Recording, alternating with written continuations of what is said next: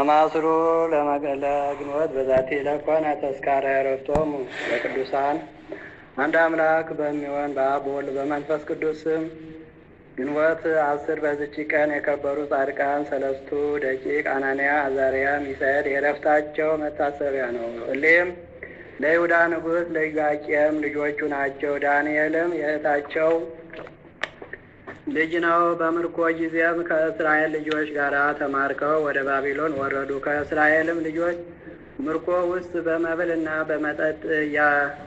በመጠጥ እያስተማረ አሳድጎ በሰራዊቱ መካከል ጭፍሮች ያደርጋቸው ዘንድ ነውር ነቀፋ የሌለባቸውን ወጣቶች ንጉሥ መረጠ። እሊህም ከተመረጡት ውስጥ የተቆጠሩ ሆኑ። የእህታቸው ልጅ ዳንኤል ምግባቸውን በሚሰጧቸው ጊዜ አረማውያን ካረዷቸው ውስጥ መብላትን አልወደዱም። ከንጉሥ ማዕድም ከሚመጣ ከስጋው እንዳያበላቸውና እንዳያጠጣቸው አለቃውን ለመኑት። እግዚአብሔርም በባለሟሎች አለቃ ፊት ቸርነቱን አደረገላቸው። የባለሟሎቹ አለቃም ንጉሡ ጌታዬን እፈራዋለሁ፣ የምትበሉትንና የምትጠጡትን ምግባችሁን ስላዘዘ ከባልንጀሮቻችሁ እናንተ ከስታችሁ ቢያያችሁ ንጉሥ ራሴን ይቀጣኛል አላቸው። በእነርሱ ላይ የተሾመ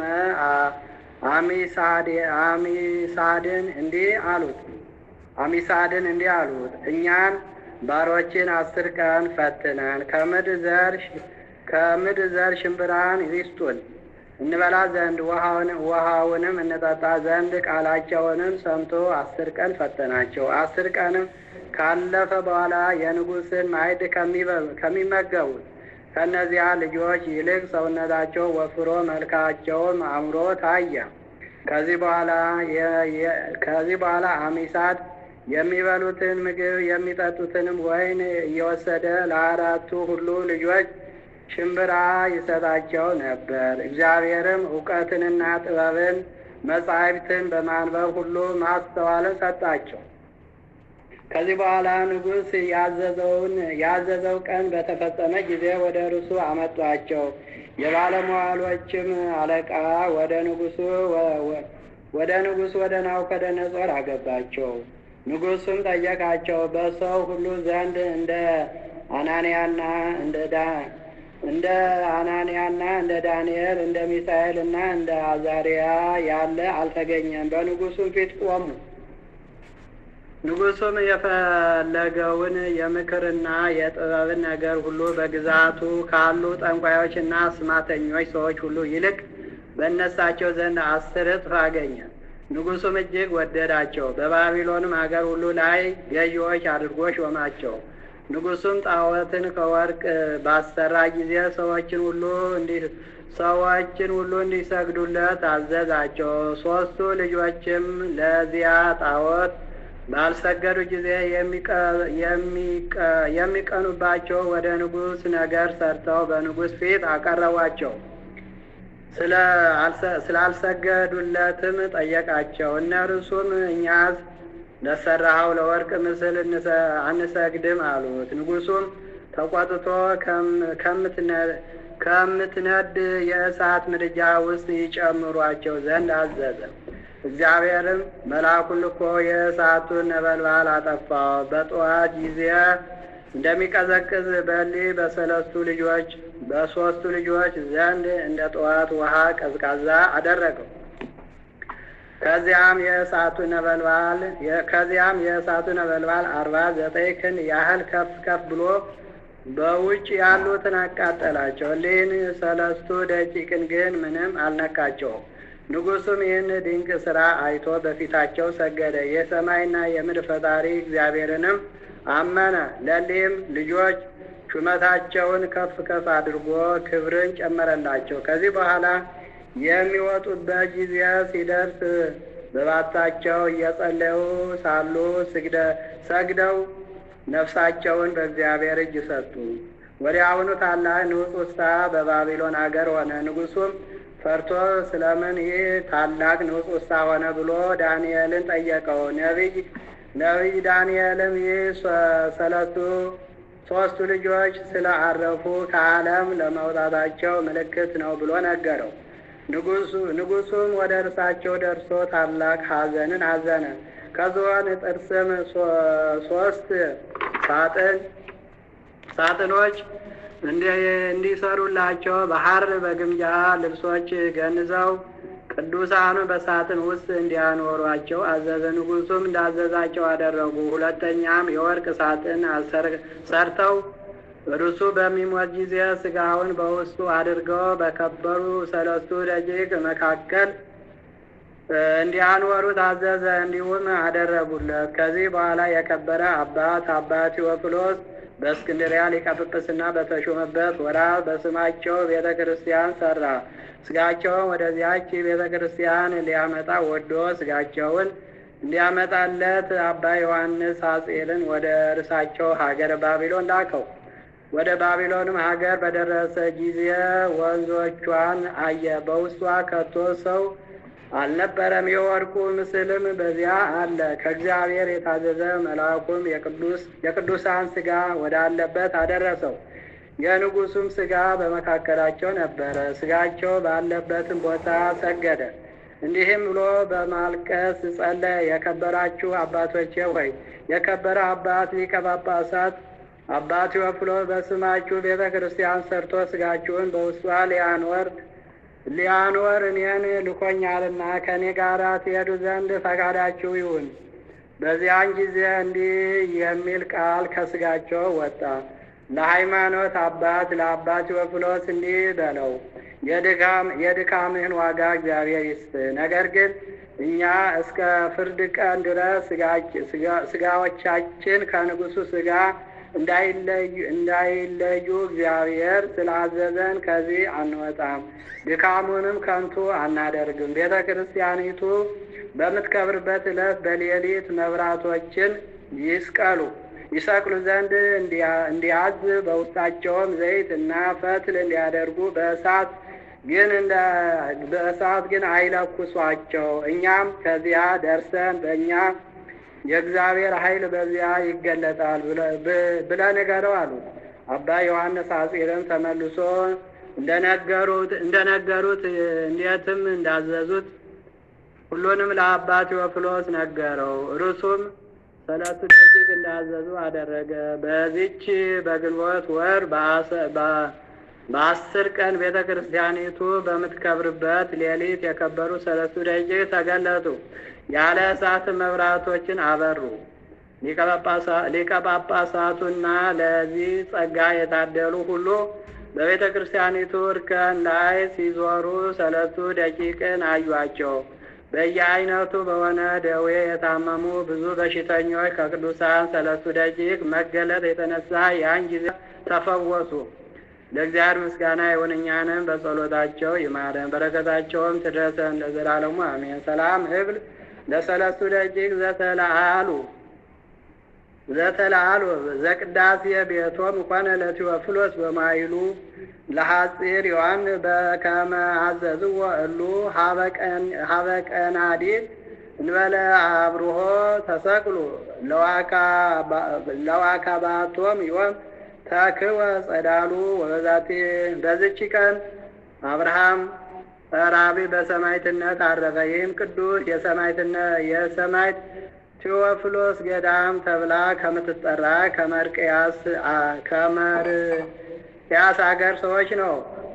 ወላጅ እናቱም የክብር ባለቤት የሆነ የክርስቶስን ሃይማኖት እንዲማር ለመምህር ሰጠችው። ጌታችንም ዓይነ ልቦናውን ገልጦለት ትምህርቱን ሁሉ የቤተ ክርስቲያንንም ሕግ ተማረ። ከዚህ በኋላ መጾም መጸለይና መስገድ ጀመረ። 9 ዓመትም በሆነው ጊዜ ከደንጊያ የሚሰራ የውሃ መሄጃ መጥረብን ተማረ። በዚህ ብዙ ገንዘብ አከማቸ። ለድሆች እና ለጦም አዳሮች የሚመጸውት ሆነ።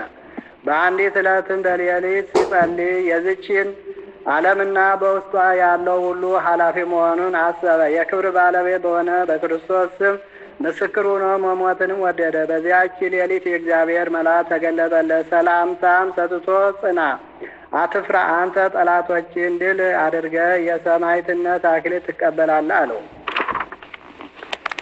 ከዚህ በኋላ የክርስትና ጥምቀትን ወደ ተጠመቀባት ወደ ቅዱስ ቴዎፍሎስ ቤተ ክርስቲያን ሂዶ በስዕሉ ፊት ቁሞ ጸለየ። በእርሱም ዘንድ ሰውነቱን አደራ አስጠበቀ።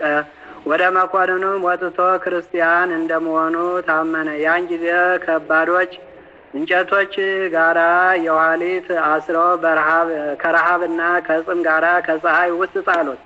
መንፈቀ ሌሊትም በሆነ ጊዜ ጌታችን ተገለጠለት፣ ሰላምታም ሰጠው። ስሙን ለሚጠራና መታሰቢያውን ለሚያደርግም ቃል ኪዳን ሰጠው። ከዚህ በኋላ መኮንኑ ራሱን እንዲቆርጡ ታዘዘ። በቆረጡትም ጊዜ ራሱ እኔ ክርስቲያን ነኝ እያለች 3 ጊዜ በተራራው ላይ በረረች። 50 ምዕራፍ ያህልም ሄዳ ከባህር ወደቀች። ከዚህ በኋላ ሆዱን ሰንጥቀው ባሩድና ሙጫ ዘይትን መልተው ከእሳቱ ውስጥ ጣሉት። እሳቱ ግን ምንም አልነካውም። ከዚህ በኋላ በየጥቂቱ ከትፈው በእንቅብ አድርገው ከባህር ውስጥ ጣሉት። በእግዚአብሔር ፈቃድ ከራሱ ጋር አንድ ሆኖ እንደ ቀድሞ ስና በሚባል አገር በባህሩ ወደብ ታየ። ምዕመናንም ወስደው በታላቅ ክብር ቀበሩት። ለእግዚአብሔር ምስጋና ይሁን፣ እኛንም በዚህ ሰማይ ጸሎት ይማረ፣ በረከቱም ከእኛ ጋር ትኑር ለዘላለሙ አሜን። ሰላም እብል ለምትርት ድማሁ ሰሪራ እምባይር ዘለጸቀት ምስለ ስጋሁ እንዘ ይሐውር አብርሃም ውስጥ አጸደ ስም አሜሁ ከመሳሎሙ ለቀሳውስት ለሊሁ ጸሎተ ሙታን ጸለዩ ላይሌው። በዚች ዕለት የአባ ሚካኤል መታሰቢያው እና ቤተ ክርስቲያኒቱ የከበረችበት ሆነ። የዚህ ቅዱስ ወላጆቹ ክርስቲያን ባለጸጎች ናቸው። ልጅ ባጡ ጊዜ የክብር ባለቤት ወደሆነ እግዚአብሔር ለመኑ። እርሱም ይህን የተቀደሰ ልጅ ሰጣቸው። የቤተ ክርስቲያንንም ትምህርት አስተማሩት። ወላጆቹም በሞቱ ጊዜ የዚያች አገር ኤጲስቆጶስ ገንዘቡን አስጠበቀለት። 12 ዓመትም ሲሆነው የዚህን ዓለም ኃላፊነት አስቦ ወደ አባ ይስሐቅ ገዳም ሂዶ የምንኩስና ልብስ እንዲያለብሰው ፈለገ። እርሱም ከፈተነውና ብርታቱን ካየ በኋላ አለበሰው። የእግዚአብሔርም ጸጋ አደረበት። የፊቱ መልክ ተለውጦ እንደ ደረቅ እንጨት እስኪሆን በጾምና በጸሎት ሰውነቱን አስጨነቀ። በአንዲት ዕለትም አባቱ አባ ይስሐቅ ወደ አባ ሚካኤል ባት ሄደ። መልኩ እንደ ሞተ ሰው ሁኖ አይቶት አለቀሰ። ልጄ ሆይ እንዴት እንዲህ ሥጋ ተጎዳ አለው። እርሱም አባቴ ሆይ አታልቅስ፣ እግዚአብሔር አልተወኝምና ለመቆም ኃይሌ አልደከመምና፣ ነገር ግን በሕልሜ ያየሁት ልንገር። እኔን የሚፈልጉ የንጉሡ መልእክተኞች ከእስክንድርያ ወደ አንተ ሲመጡ እኔን አትከልክላቸው፣ አንተን እንዳይወቅሱ።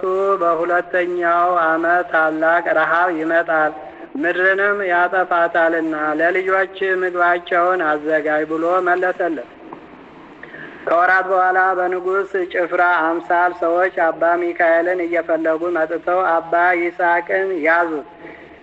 ሚካኤልንም ባገኙትና ባወቁ ጊዜ ከእሳቸው ጋር ወሰዱት። መነኮሳቱም እያዘኑ ቀሩ።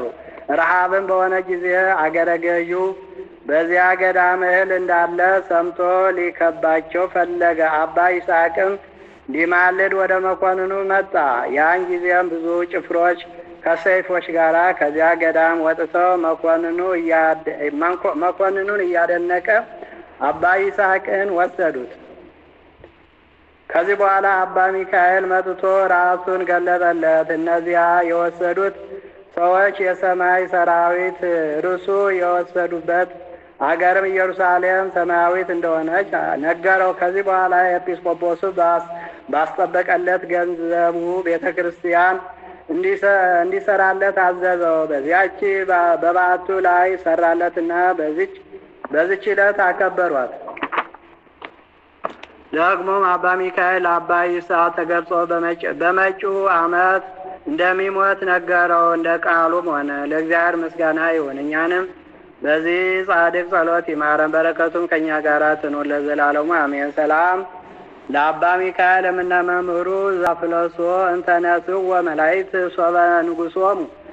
ሶበ ንጉሶሙ ሐሰሶ ወበተመይጦቱ ደሃሪ መንገለ አቡሁ ገይሶ ብዜነወ ዋይዳ ዘከመ ይህድፍ ነፍሶ እግዚአብሔር ውስተ ዛይን መርሶ። በዚች ቀን ከአባ ኖብ ጋራ 358 ነፍስ በሰማዕትነት ሞቱ። የፓትርያርክ አባ ዮሐንስ መታሰቢያው ነው። በረከታቸው ከኛ ጋራ ለዘላለሙ ትኑር አሜን። ሰላም እብል ለዮሐንስ ፓትርያርክ ዘጻመው ነጋ ወዘተጋደለ ሰርከ እንዘ ይብል ሰሚዖ ቃለ መጽሐፍ ብሩከ አመ ጊዜ ነግ ዘርአከ ወበምስየት ይትህድግ ዲያዲያከ። በስመ አብ ወወልድ ወመንፈስ ቅዱስ አሐዱ አምላክ አመ አስሩ ወአሚሩ ለግድወት በዛቲ ዕለት ሰማዕተ ኮነት ቅድስት ታውክልያ ብእሲቱ ለቅዱስ ዮስጦስ። ወበዛቲ ዕለት አይረፈ ቅዱስ በፍንቲዩስ ኤጲስቆጶስ።